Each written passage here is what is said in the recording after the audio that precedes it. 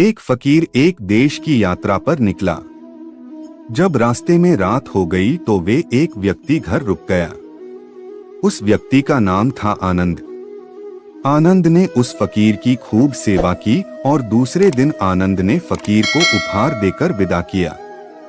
वह फकीर आनंद की सेवा से बहुत खुश हो गया और दुआएं देने लगा कि हे भगवान, आनंद को हमेशा खुश रखना और वह हमेशा दिन प्रतिदिन आगे बढ़ता ही रहे। इस बात पर आनंद हंसने लगा और फकीर से आनंद बोला, हे फकीर, जो है वह भी अब नहीं रहने वाला। इस बात पर फकीर आनंद की तरफ देखता ही रहा और वहां से आगे चला गया।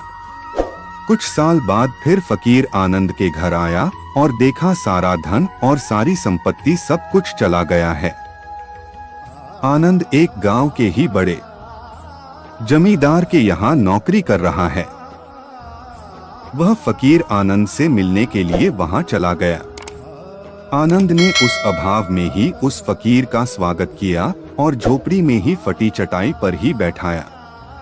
उसके पास खाने के लिए जो रूखी सूख रोटी थी वह खाने के लिए फकीर को दे दिया। जब फकीर वहां से जाने लगा तो उसके आंख में आंसू था और फकीर कहने लगा, हे भगवान, तुमने यह क्या किया? तो आनंद फिर हंसा और कहने लगाया, अरे फकीर, तू क्यों दुखी हो रहा है? ईश्वर हमें जिस हाल में भी रखे, हमें हमेशा खुश रहना चाहिए, उसे धन्यवाद देना चाहिए। समय सदा बदलता रहता है और इतना ही नहीं, यह भी नहीं रहने वाला है। इस पर फकीर सोचने लगा कि मैं तो केवल वेश से ही फकीर हूँ, लेकिन सच्चा फकीर तो तुम हो आनंद। कुछ साल बाद फकीर फिर से यात्रा पर निकला और आनंद से मिला और देखा तो देखता ही रह गया, क्योंकि सब कुछ बदल चुका था। आनंद अब जमींदारों का जमींदार बन चुका था।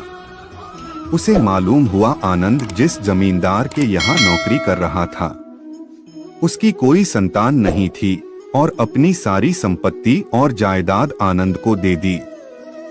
फकीर बहुत खुश हो गया और आनंद से कहा, अच्छा हुआ वह जमाना गुजर गया। भगवान करे अब तुम ऐसा ही बना रहो। यह सुनकर आनंद फिर हंसने लगा और कहने लगा, फकीर, अभी भी तेरी नादानी बनी हुई है। फकीर ने फिर आनंद से पूछा, क्या यह भी नहीं रहने वाला? तो आनंद ने उत्तर दिया, हाँ, या तो यह चला जाएगा या फिर इसको अपना मानने वाला ही चला जाएगा। यहाँ पर कुछ भी रहने वाला है ही नहीं। अगर कोई चीज शाश्वत है तो वह है हमारी आत्मा, वह है हमारी मन की शांति, वह है हमारे मन का सुकून, और बाकी जो कुछ भी है वह हमेशा रह ही नहीं सकता। फकीर ने आनंद की बातों को बहुत ही ध्यान से सुना और वापस चला गया। जो होता है उसे स्वीकार करो। कुछ सालों के बाद फिर फकीर जब उस गांव से गुजरा तो आनंद का महल तो है, लेकिन उसमें आनंद ही नहीं है। उसमें कबूतर गुटरगू कर रहे हैं। आनंद अब इस दुनिया में नहीं रहा, उसकी मृत्यु हो चुकी थी। वह फकीर मन ही मन सोचने लगा कि यह एक इंसान जिंदगी भर कितना दौड़ता रहता है और रोता रहता है, दुखी होता रहता है। जिन चीजों के लिए इंसान तड़पता रहता है, दुखी होता रहता है, वास्तव में वह चीज जो हमेशा रहने वाली है कि नहीं, वे सारी चीजें बदलने वाली है। यह कहानी यह शिक्षा देती है कि हमारे जिंदगी में जब भी कोई मुश्किल, तकलीफ या दुख आए तो हमें यह सोचना चाहिए कि जिंदगी में इससे पहले मुश्किलें या उलझने आईं तो क्या वे हमेशा रुकी रही? जैसे सारी मुश्किलें आकर चली गई, वैसे ही यह भी मुश्किल चली जाएगी। यह भी हमेशा रहने वाली नहीं है। तो आप हमेशा याद रखिए कि जिंदगी में कितना भी बड़ा दुख क्यों न हो, वह हमेशा रहने वाली नहीं है। ये दुहक भी चले जाएंगे।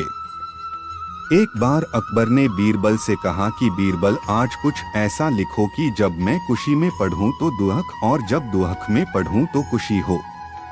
तो बीरबल ने लिखा, यह वक्त भी बीत जाएगा। ये एक ऐसा वाक्य है, जब इसे खुशी में पढ़ेंगे तो दुहक होगा और दुहक में पढ़ेंगे तो खुशी होगा।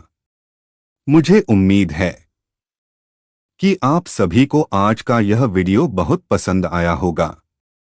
यदि पसंद आया हो तो कृपया आप इस सब्सक्राइब सबके साथ में शेयर जरूर करें।